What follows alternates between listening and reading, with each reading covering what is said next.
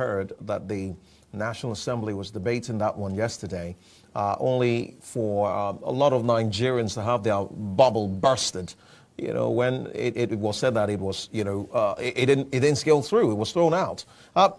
For you, receiving the news, first off, that there was a debate on the issue of rotational presidency before the eventual outcome, which came out yesterday, did you have high hopes? You see, I risk saying that our senators are becoming too idle. These are senators who made an act that excluded them from the contest in parties, primaries, and that brought out delegates and so. These are the same senators who sat, 109 of them, 350 House of Rep members, enacted a law, an act that excluded them from the contest, from having the right to go and vote in their party primaries. I'm trying to give you a very clear picture of who our senators are. So it means that they are becoming too idle to the point that they don't even know what to do again. You have a constitution that has spelled out the condition of being a president in section 131 of our constitution. It is very clear of the conditions for you to qualify to be a Nigerian president. It's clearly spelled out. You must be a Nigerian citizen. You must be of the age. Initially it was 40, but it has now been altered or amended to become 35 years. You must have been educated up to school set or its equivalent. These are the conditions that are listed in our constitution, section 131. And then to be a governor of a state, section 177 stated clear the same conditions. You must have, must come from Nigeria. You must have been of the age. You must have been educated up to school set. There is no of such. There is nothing like where you come from. It's not there.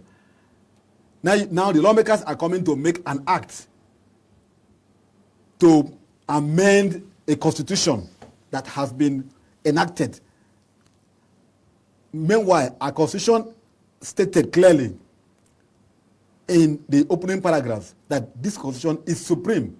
It is the grand norm. It is the basis on which every other laws, falls under. That any act or law that is inconsistent with any provisions of the constitution is null and void to the point of its inconsistency. So when you see our lawmakers sit down and begin to come up with what is not even relevant, what does not stand the test of the constitution, you begin to ask questions: where are we going, and who are these our lawmakers? That is why I started off by telling you that these are people who made an act that barred them from going to contest or than going to vote, and after which they now come back, begin to rush to do an amendment of the act. And then the president refused to sign, and then they were all not allowed to go and vote. And you have confusion in the entire system. And now they're coming back again with something which is creating more confusion. So I think that they are just becoming too idle. That is the word I used at my opening. Why do you think they're becoming too idle? Because if you follow the argument, you must have seen Omo Agege, the Deputy Senate President, arguing that power has resided in a particular place for a long time. It's only morally just and right that power shifts because there are other regions in the country. So having that kind of conversation now, what makes you think that's idleness? So I like the word. It is just morally right. Because when you test that your morality with the law takes precedent over the morality. Even though these two run pari passu, but the law always stands the test of time, because when you test your morality with the law will always overrule the morality. So it is on the political party themselves to come up and say, we want power shift to this zone, we want power rotation to this zone. I have said over time. So they will have to make it a constitution. It is a party matter. Not a constitutional matter. I have told you what our constitution has stated. For you to do that, you have to amend our constitution.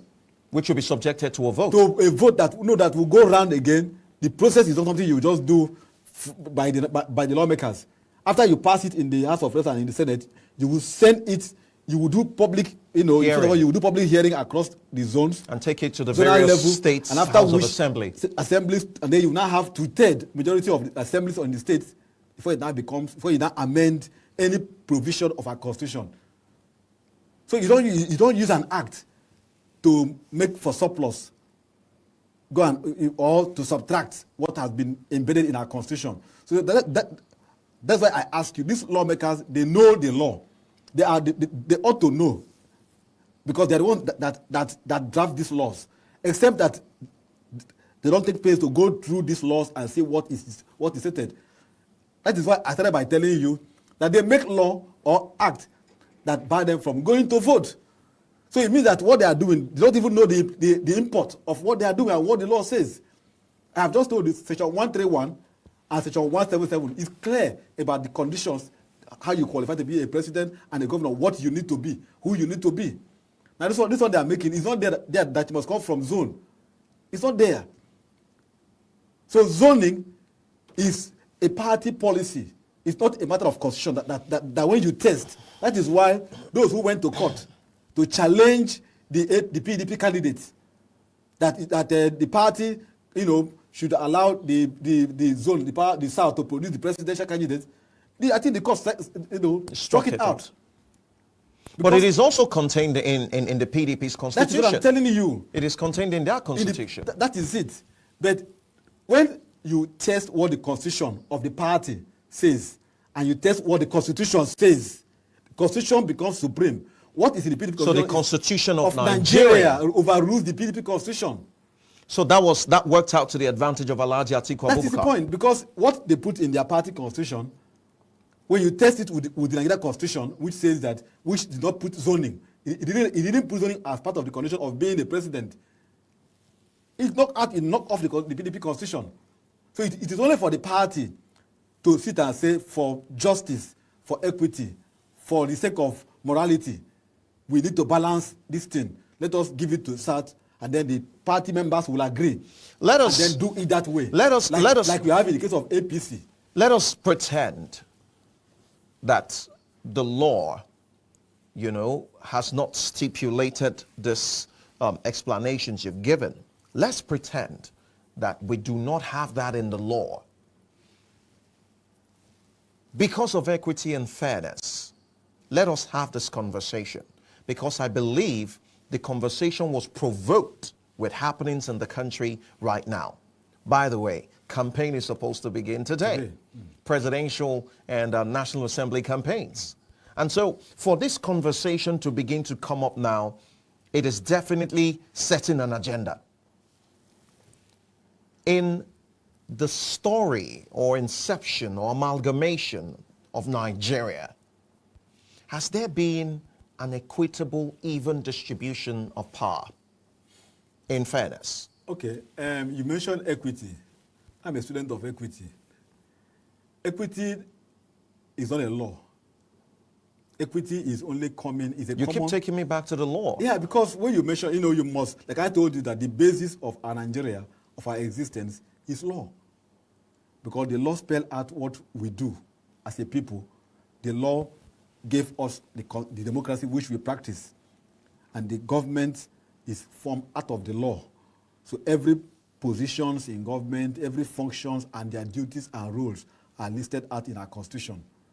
And then it now says, okay, where they cannot spell out everything there, it now empowers the National Assembly to make a legislation as surplus to what ought to be. Like in the case of the INEC, you have the Electoral Act, which now spell out the guidelines on how INEC will operate. Like in the case of NNPC, for instance, you now have an act that spell out what they will do. So various administrative bodies will now have separate acts that will now spell out how they operate, like the ICPC and the EFCC and the rest, which by the time you put all this, legislation into the constitution, it becomes too elaborate. So the basis of our existence, the basis of our democracy today is based on our constitution, which was enacted in 1999 and has been subsequently amended up till the 5th alteration. Now, equity is not a law. Equity is only coming to make up for where the law did not extend to. But where the law is deficient. Where there ought to be is a common law, maxim. You need to look at it again. Where the law did not make up, where the law did not reach. Like you are saying, okay, let us look at it this way. From 1960 till today, till 2022, has there been power balance amongst the 6 geopolitical zones?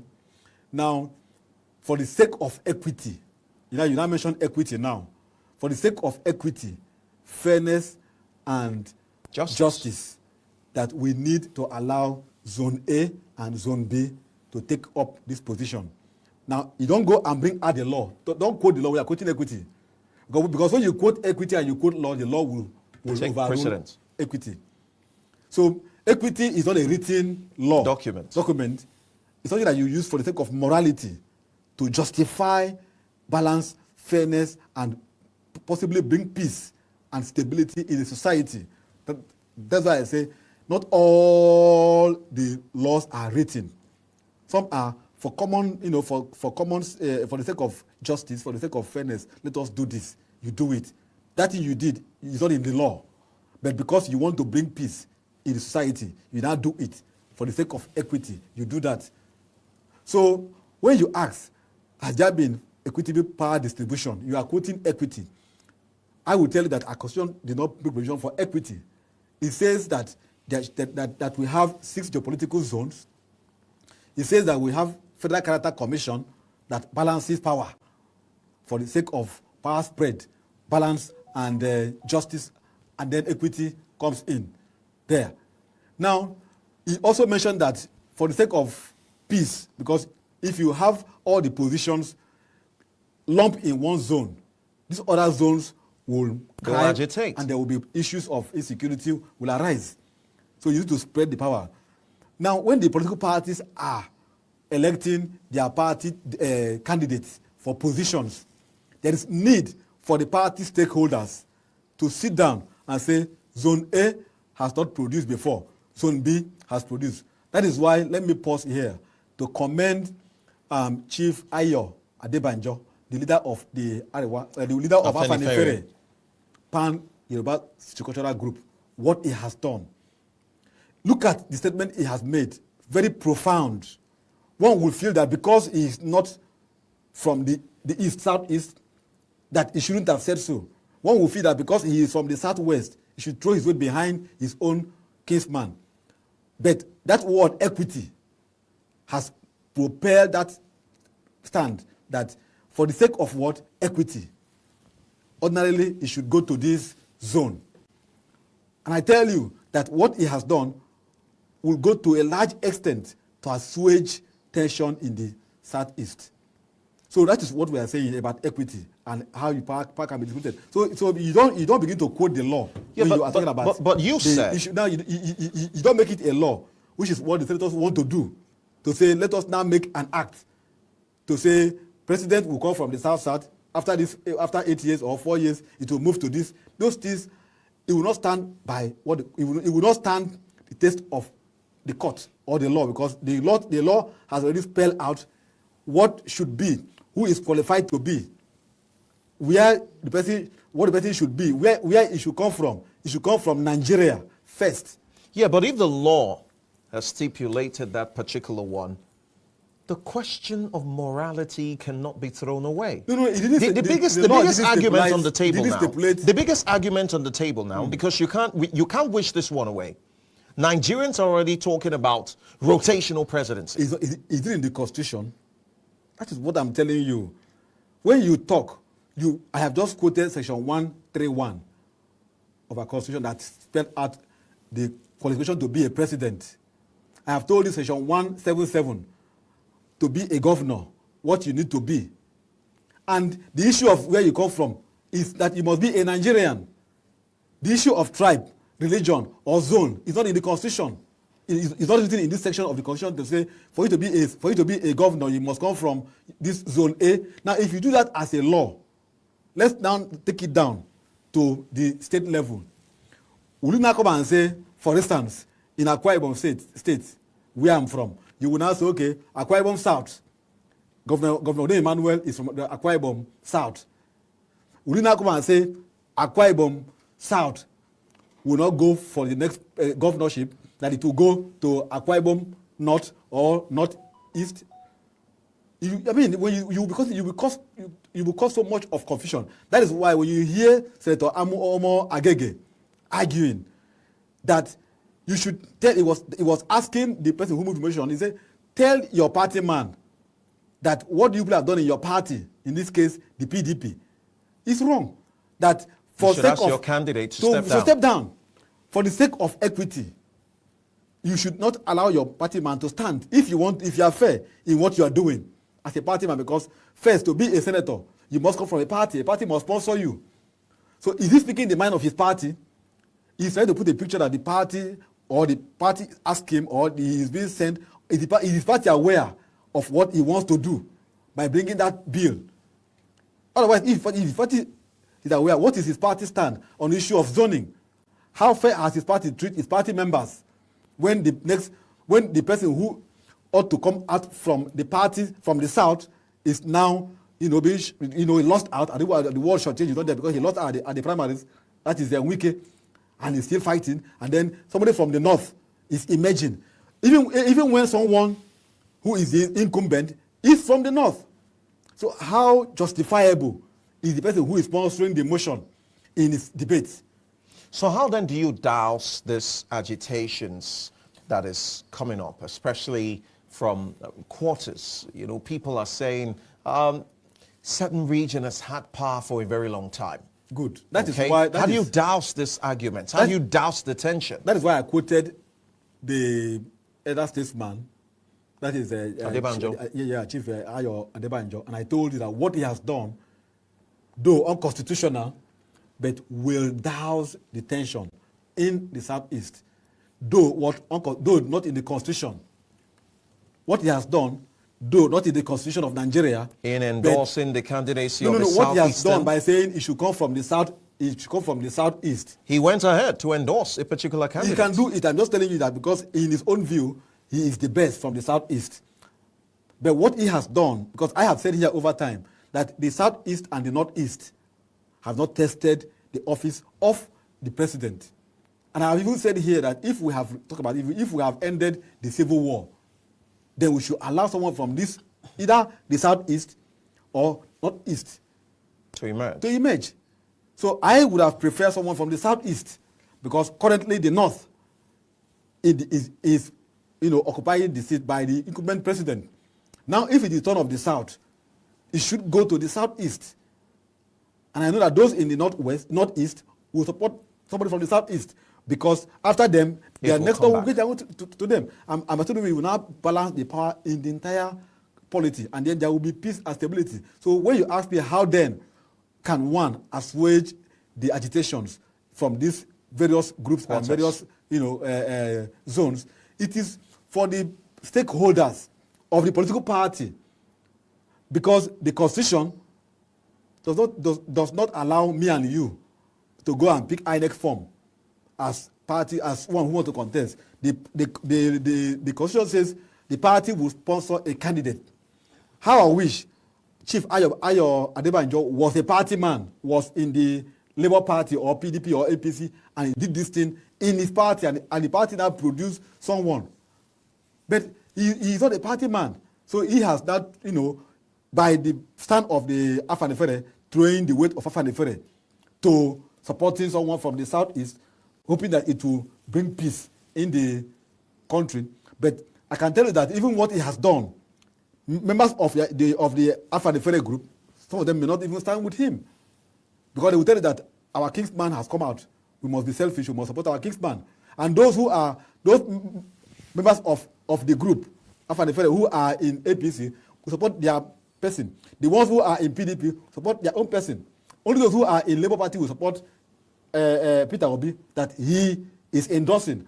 So you will end up having that breakaway, factions within the Afanefere platform, because it is the party politics that will bring up someone to become president or governor. You do not see the possibility of a problem moving forward? Because it does look as the Constitution has become some kind of tool or weapon that some politicians use to subvert, political party constitution. You don't see this as a problem moving forward? No, I have said over time that we have a faulty constitution. I have said over time, when we talk about the constitution review or amendment, I keep on saying we need to throw it away and have a new document that will reflect our aspirations, dreams, agitations. But what we have here was forced on us. They forced it on us. Yeah, but it says we the people. But it says we the people. I was not there when it was done. Neither somebody from my region was there when it was done. So who were the people when it says we the people? Because I remember when I was very active in the South politics, when I interacted with, the likes of Chief Edwin Clark, the likes of late Harold Dapabriye. These are statesmen, and the late Antonio Naharo. They keep on saying we're not there when it was made. So if these other statesmen who are very vocal for our region were not there when it was made, then who made it? That's the point. I have just mentioned names of statesmen who ought to be there, even late Margaret Ekpo. He said we're not there when it was made. Who then made this constitution for us? And then say, we, the people of Nigeria. Who are these people? Who are these we? So when we discuss constitutional, issues, I always see it as a very faulty document that has caused our very crisis that we have in this country. So the issue of insecurity, yes, the issue of poverty, the issue of why we have bad governance is because of our constitution. If that document, as you said, is faulty, you then cannot fault what the senators are trying to do, even if it's an afterthought. You can't fault it because you have just said, from your analysis, that it's a faulty document and they're trying to see something that they can do for morality's sake. No. You see, you cannot, in as much as the senators have sworn to uphold the Constitution, the president, all the political office holders have sworn to uphold that Constitution. It becomes a binding force. It becomes what binds all of them. So you don't have two constitutions, you have only one, which they all took oath of allegiance to uphold, to protect, and to defend. And so when that is the case, if you want to amend it, in the Constitution it has stated how you will amend it. You don't use the back door to amend the Constitution when it is very clear on how you will use to amend the faulty document that you call Constitution. So even when the lawmakers, they knew or ought to know that for you to amend the Constitution, you must pass through these channels. They are going through the back door to use Act. When they know that when you test it before the court of law, it will be thrown off. That is why I say I see doubt the thinking, their mindset, their sincerity. Their not even no sincerity. Do they actually read what they are? Perhaps somebody sat somewhere and just drafted it and then gave it to the man who come and presented. I doubt if they take time to read, to know what the document that they're even trying to present to Nigerians look. It looks like. That's why I told you that they made an act that stopped them from going to vote in this past primaries. That is the point, because they barely read. So what you see now, maybe they have just engaged someone who drafted it and then give it to them to go and present. I doubt if any of them can read 30-page document, I doubt. Because they don't have the time. That may be a faulty challenge. Because they don't have a time. They are busy trying to politic. Not now when they are going around campaigning. They are busy trying to politic. They are busy trying to, to outsmart one after the other, or to amass wealth.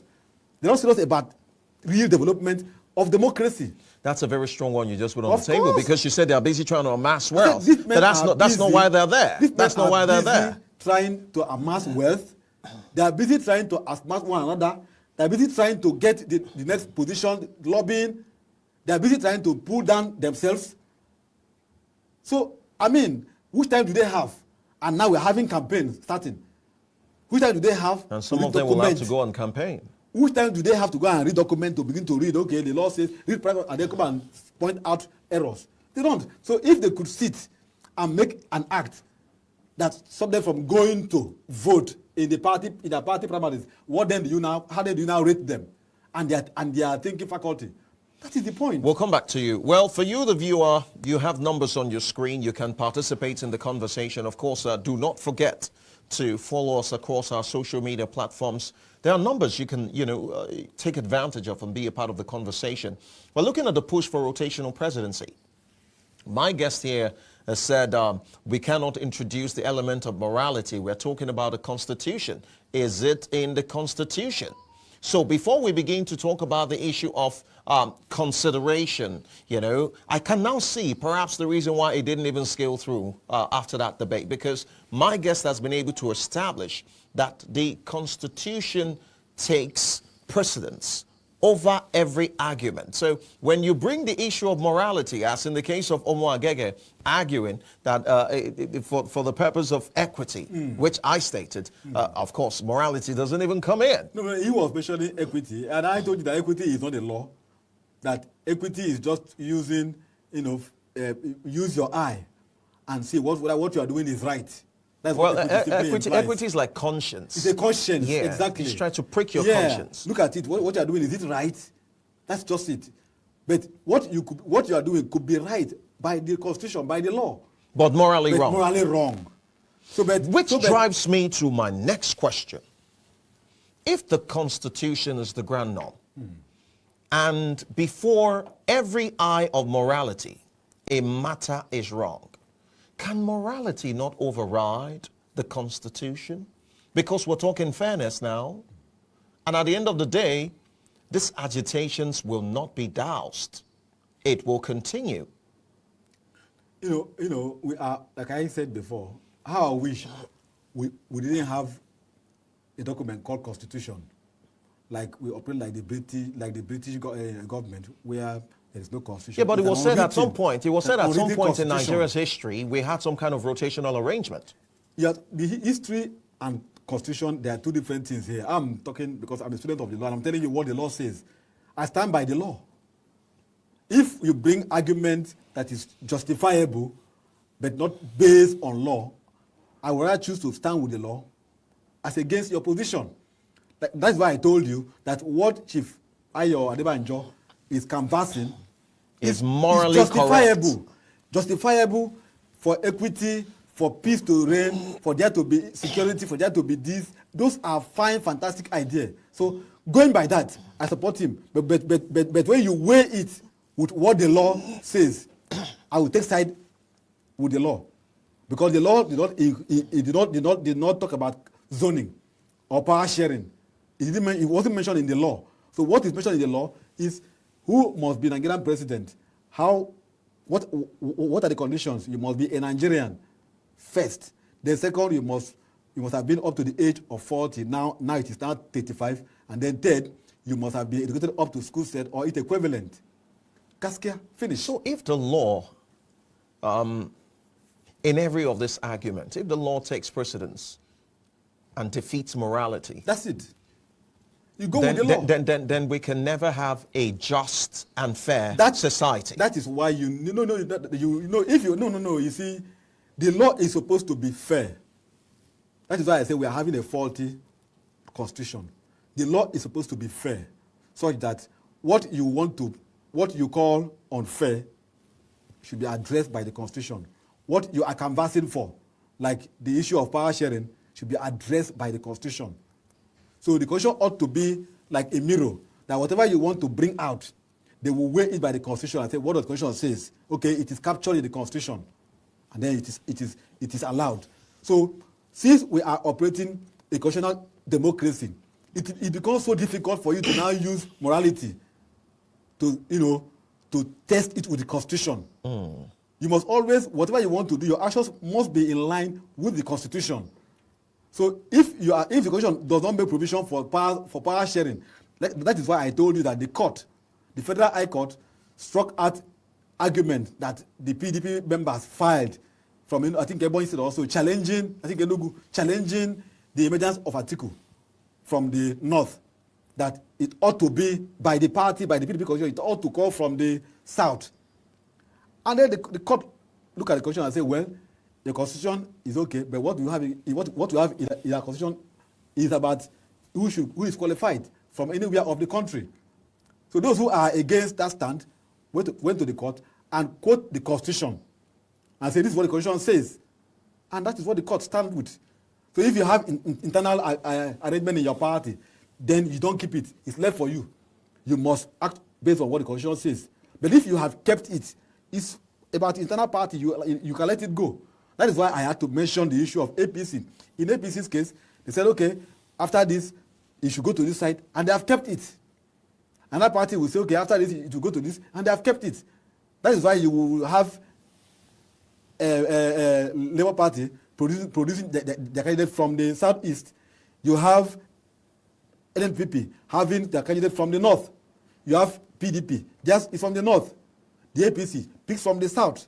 So the parties are free to, within their internal arrangement, pick what they want that they feel is best for them. But when you now test it with the Constitution, if you also stand by what the Constitution says, it becomes null and void. So if anybody challenges your action, your party action with the Constitution, will it stand, is what the parties should be thinking. So I go with the Constitution. Well, you've established in the course of this conversation, even till now, that you go with the Constitution. Simple. Simple and agreed. But I still bring back the issue of fairness. Good. The fairness can be addressed if you have a fair constitution. That is why we must now take the center stage. That is why Nigerians, maybe let me pause and call on Nigerians, call on our youth to get their PVCs ready, to vote people who can give us good constitution, to vote people who can give us good laws. Because when you have people who can give us good laws, they will be able to give us fair constitution, and then every agitation will be addressed by the Constitution. If for instance, the argument of Adebanjo is tested in the court, it will be trashed off because it's not rooted by the law. So, but if you have people who believe in fairness, who believe in equity, justice, and then we now have a new constitution that address every allow me issues. to pause you for a bit there. Let's welcome Mr. Godspar, all the way from Makurdi, Benue State. Good afternoon, Mr. Godspar. Welcome to Talking Point. Thank you very much. Welcome. Allow me to pause you for a bit there. Mr. Godspar, you want to turn the volume on your TV down. You can hear us perfectly from your phone. Turn the volume down and let's communicate. Thank you very much. Go ahead. Okay. Yes, I've done that. Go on. Okay. I'm trying to find the discussion about the Constitution. Yes. From the discussion, the Constitution mentioned something about federal character. And in terms of federal character, it means equity was brought into the Constitution. Yes. That is to say that every part of the nation, every part of Nigeria has to be given a fair chance and a fair opportunity. So I believe morality is also very much considered in the Constitution. And if we go by that, there are many sections of the Constitution that upholds equity.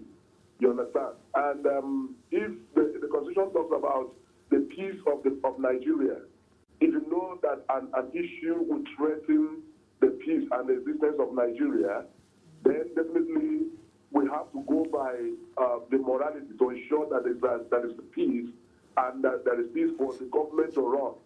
So you cannot see something that is threatening the existence of the nation and you say you are upholding a constitution. And moreover, I believe this constitution that we are using is very faulty.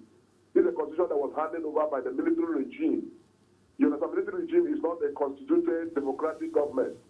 And I don't know why two consecutive democratic governments did not review the constitution. Because the 1960 constitution remains the most valid constitution that was drafted by the generality of Nigeria. So the one that the military did was handed over. And it's very, very faulty. Everybody knows that 1999 constitution is very faulty. Yeah. And It's more like an interim arrangement. It's something nobody has done anything about it. And now everybody is using it because the constitution favors some people, so they want to uphold the constitution. I mean, if the constitution is faulty and everybody knows it's faulty, why can't we sit down and say, no, this is wrong, this is what is right to be done? You know, if you go by the constitution and the country breaks into pieces, one constitution, if there's no nation, there's nothing like a constitution. So that's my contribution. Let's look at... Thank you so much. Not, take morality away. Let's balance the two. You understand? Because we're talking about the peace and the existence of this nation. Mr. Godspower, you've spoken well. Thank you so much. We appreciate your contribution. Thank you very much. Look at the position of Mr. Godspower. Yeah. Whatever threatens the peace, whatever threatens the security of a nation, then the element of morality must be introduced. And that's my argument. And that's the reason why I refuse to let go of the word morality. Yeah, you see, I must commend Mr. Gospel because he followed our conversation and he heard me mention Federal Character Commission. It's a commission that is created by the Constitution. Now, what is their duty? Their duty is not to allocate. It's not to allocate party. You know, it's not to take over the political party job, and then say party A, you must produce somebody from zone A. All the parties must produce somebody from zone A. No. The whole idea of the commission is after election is conducted and you have a president and he wants to appoint people. Even distribution. That's it. Of positions, So offices. that's it.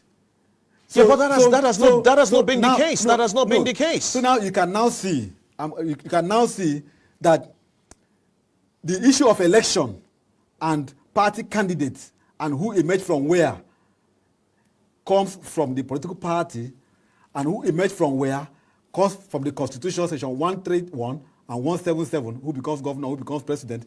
And then when you want to talk about, after we now have a president, assuming from the south, he now sits down and says, okay, he wants to appoint ministers, he wants to appoint board members. He will now sit down and then tell the commission to advise him the remaining zones. In this case, the Federal Character Commission. Yes, to advise him that in these areas, which zone that will need to be put this as to balance the power. So the work of the commission starts after you have now gotten elected members, elected people into offices. That is why you have some politicians, like the senators, who have been there since 1999. Because it is not there that they are tenure, that they have tenure, that the tenure, they have 2 years or so, or four, they have 2 terms of 8 years or 1 term, or it must move around the zones. You see, but in some states, they uphold zoning.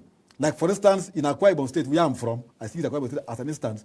You can see that in Akwa Ibom South, for instance, the first senator was Senator Udoma from the Federal constituency. You have 3 Federal constituencies in a Ket zone. That is the Akwa Ibom South. The first senator was Senator Udoma. After him, for 8 years, it moved from there to Eket Federal constituency, where you have Senator Ekaite. After Ekaite, you have Senator Elilesone. They are all both from the same Federal constituency. After which, it now moved to the Oron axis. That is Oron Federal constituency, where you now have Senator Nelson Nefion. After him, you now have Senator Dr. Akon Eyarayi. And she has finished now, she's going. Even when there are attempts that the power should still remain in the oral axis, the entire stakeholders met and said no, it has to shift for the sake of justice and equity to this particular zone that first started the seat, which is in the other axis. So that is the argument. So even when somebody emerge from any other zones, but the popular opinion is that it has ordinarily moved to this zone where the power first started. So you can now see that it is an issue of morality. Not even when the party tried to make, the party in the state, PDP, try to, put zoning. It was knocked off by the party headquarters that zoning will not stand. Okay. So why am I giving you this instance? I'm giving you this instance for you to know that what Gospel said, calling in from Benue, is in line with my argument that all this confusion we are having emanated from our constitution, which is faulty. And so for you to tackle it, you must tackle the issue from the root. Okay, Otuekong, let's conclude this conversation. It's been very fruitful, if you ask me. Moving forward, obviously it didn't scale through. What then will be the advice? it wouldn't have even scaled through in the first place. Because even if it will scale through, it would be a amount to waste of resources. Because the senators, the House of Reps would have wasted their resources, wasted this public fund, taxpayers' money, do public hearing, do everything, pass it. The president, assuming the president will sign, it becomes an act. Somebody will go to court and test it with the law. The law will knock it over. Then it will be a waste, a waste of outright waste. A waste of taxpayers' money and time.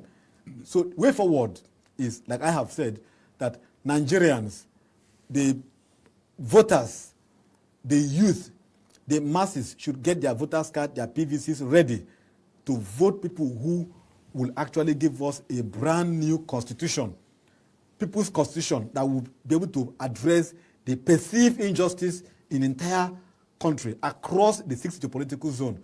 Until that is done, if we allow the carry-goating to continue, I bet you we will still be here arguing this issue of being marginalized and this issue of being deprived, bad governance, no this, no that, because of those that we elect to go and become our senators, House of Rep members, governors, president, and the federal House members. At this juncture, I must thank you again, Otuekon Franklin Isong, Chairman, Civil Liberties Organization, Akwa Ibom State Branch, and journalist. Thank you so much for, I never knew you were a student of law. You added that to it. Thank you so much. Thank you so much. Well, for you, the viewer, I believe we've been able to make sense of the conversation. Of course, on Talking Point, what we discuss are evolving issues, and we've been able to make sense of that conversation so that you're better informed. Just as my guest has said, use your PVCs wisely. You know what you want, I know what I want, we know what we want. When elections time come, let's do the needful. Until we make a return tomorrow with another engaging conversation as usual, I am Ike Chukujue, saying bye for now.